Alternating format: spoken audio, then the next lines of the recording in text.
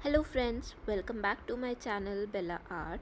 My name is Surbhi and today we will be making this bench using the newspapers, which looks just like it is made from branches left out by the trees.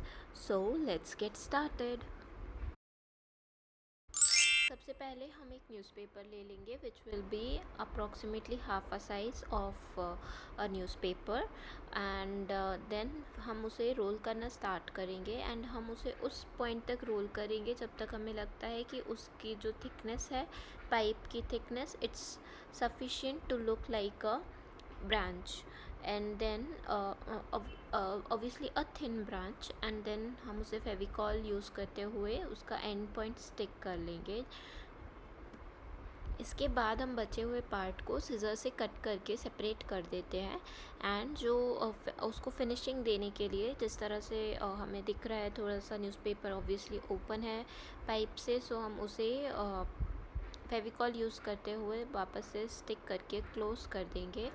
इसके बाद हमें इस चीज़ का idea हो जाता है कि एक पाइप बनाने के लिए कितना न्यूज़पेपर लगेगा। सो हम बाकी का न्यूज़पेपर उस ही विड्थ का कट करके एंड देन पाइप बना लेंगे तो वो ज़्यादा आसान पड़ता है। सो इसी तरह से सारे पाइप्स हम बना के रख लेंगे एंड नाउ अब हम थोड़े से पानी में फेविकॉल मिक्स करेंगे। सो पानी की अमाउंट हमारी कम होती है, लाइक अगर 2 टेबल स्पून्स वाटर है तो हमें यूज़ करना है एटलीस्ट 2 टेबल स्पून्स फेविकॉल भी यूज़ करना है उसमें एंड इस तरह से उसे पानी में पूरा हम मिक्स कर लेंगे फेविकॉल को। So friends, now we will need some tissue papers. So ये मैंने टिश्यू पेपर्स कलेक्ट करके रखे थे।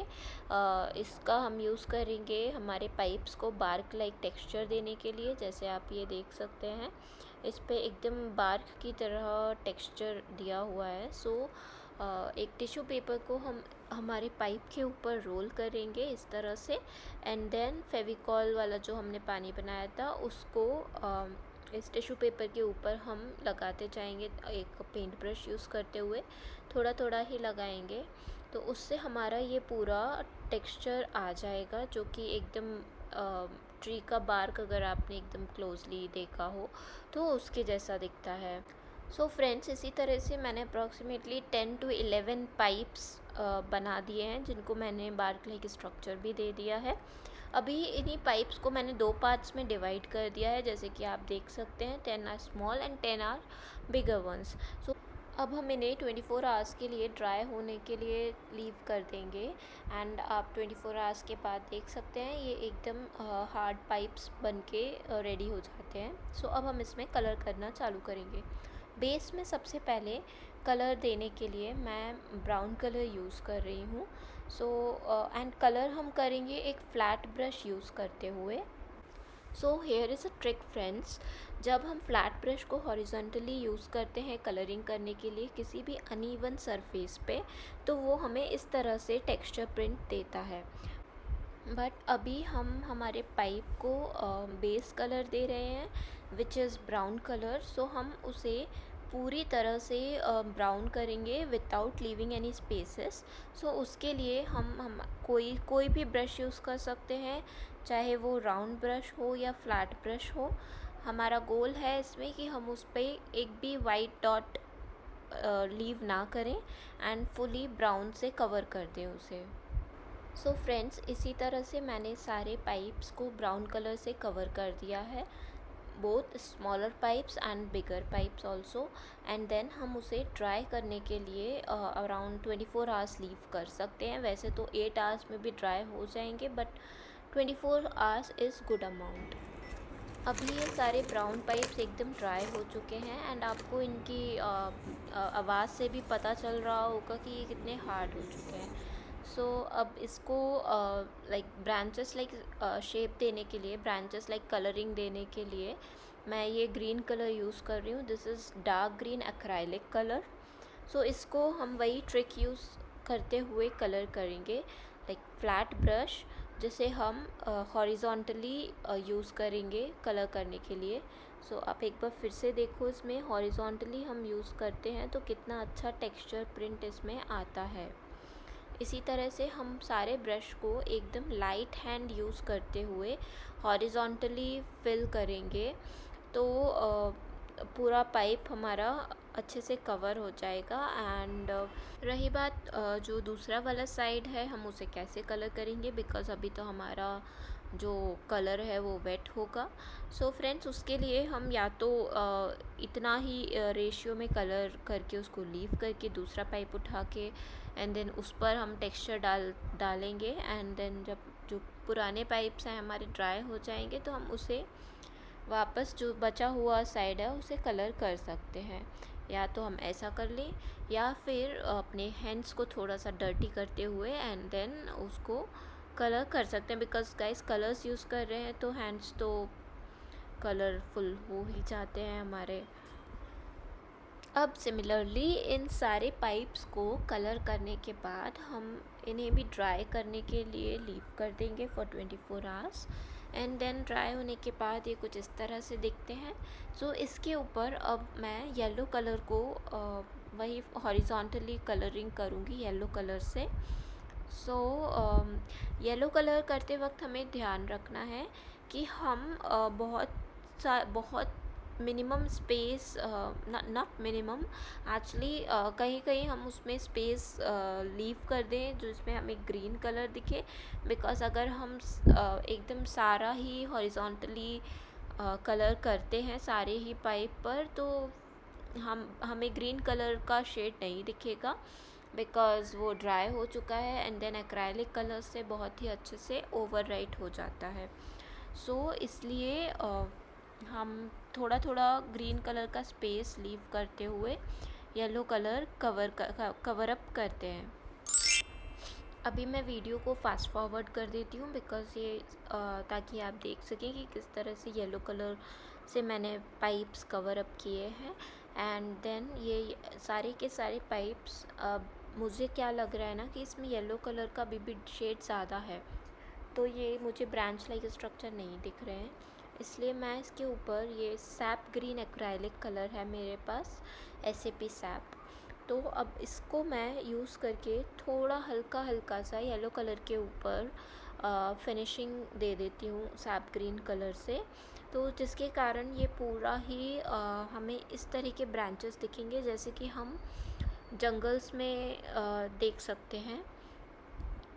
एंड येस, मैंने सैप ग्रीन कलर किया था जब मेरा येलो कलर ड्राई हो गया था, दैट इज़ मैंने 24 आवर्स का गैप यूज़ किया है।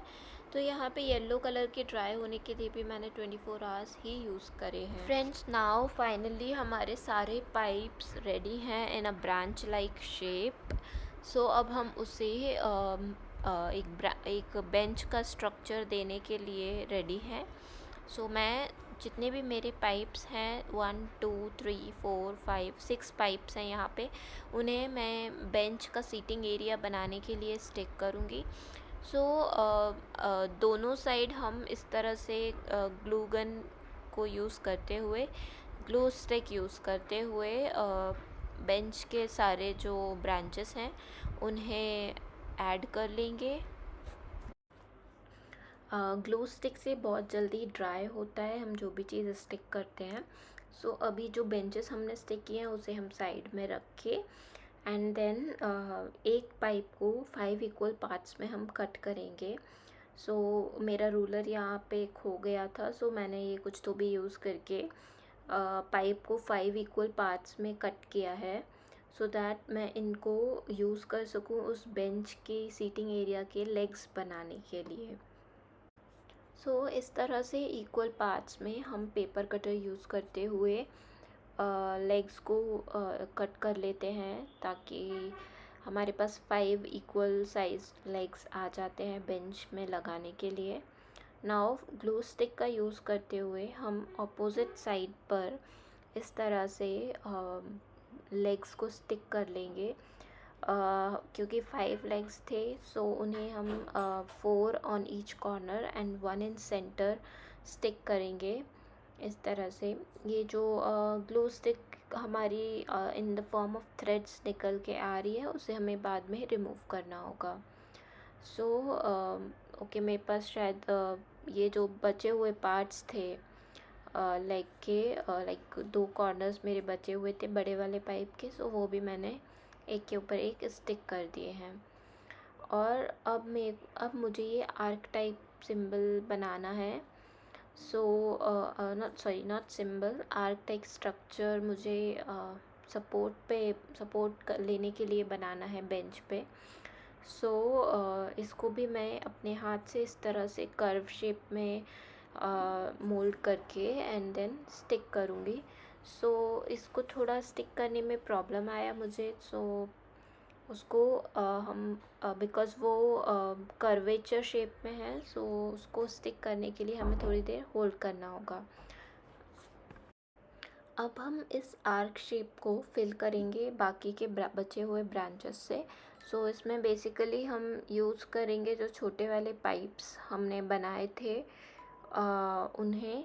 सो स्टिक करते वक्त हम ध्यान रखेंगे कि हम एक तो पाइप को नीचे से स्टिक करें, जो बेंच वाला एरिया है वो, और एक ये इस तरह से आर्क पे भी हमें उसे स्टिक करना होगा।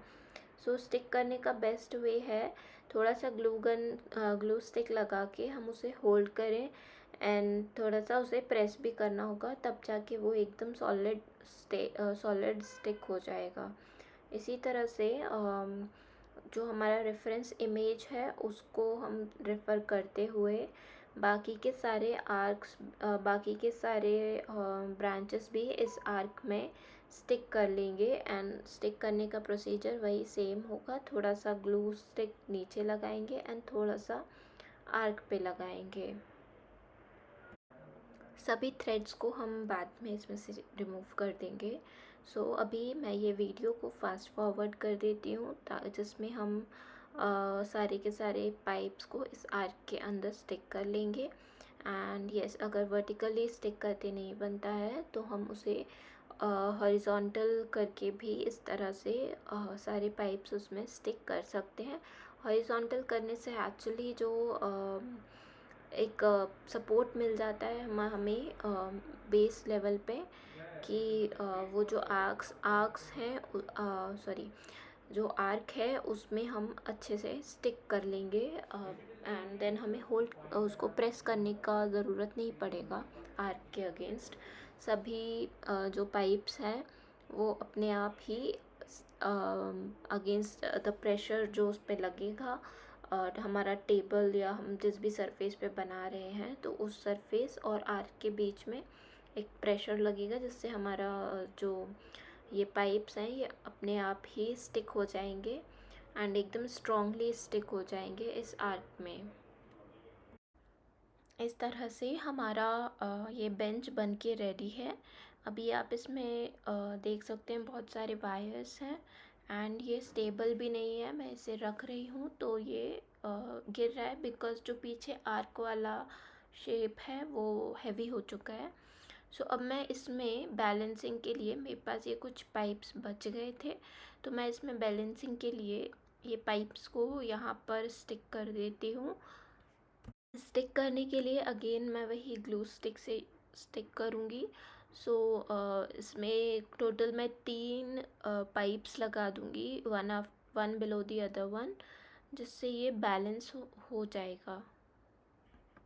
ओके फ्रेंड्स, तो ये हमारा बन के रेडी है, बट ये अभी भी गिर रहा है ज़रा सा पुश करने पे भी। तो इसके लिए मैं यहाँ पे एक छोटा सा मेरा पाइप का बचा हुआ था पार्ट, सो मैं उसको स्टिक करूँगी एंड उसको इस तरह से स्टिक करना है मुझे कि ये वापस से गिरे ना। एंड सो उसको एज होल एडजस्टेंट मैं उस पाइप के ऊपर स्टिक नहीं करूँगी उसे। इस तरह से ये बिल्कुल छोटा सा आर्क छोड़ के एंड देन हम उसको स्टिक करेंगे ताकि वो थोड़ा सा लेफ़्ट हैंड साइड पर स्टिक हो। एंड देन इससे क्या होगा ना, वो ना ही हमारा उसका हाइट बढ़ेगा एंड वो स्लांटेड रहेगा तो गिरेगा भी नहीं। सो देखिए, अब मैंने अभी इसको पुश किया, ये गिरा नहीं। अब हम इसमें से थ्रेड्स निकालते हैं। सो जितने भी थ्रेड्स हैं उसको हम फिंगर यूज़ करके निकाल सकते हैं। फिंगर्स से नहीं निकलते हैं तो किसी भी शार्प चीज़ से हम निकाल सकते हैं, किसी भी शार्प टूल को यूज़ कर सकते हैं, लाइक प्लकर और पेपर कटर और scissor.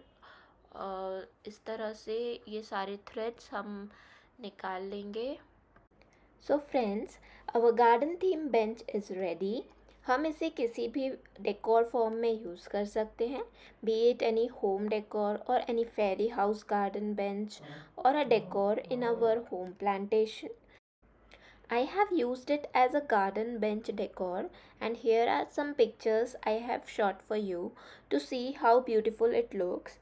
So, friends, if you like my idea, then do try it out because this is super easy and gives a beautiful look to our home gardens.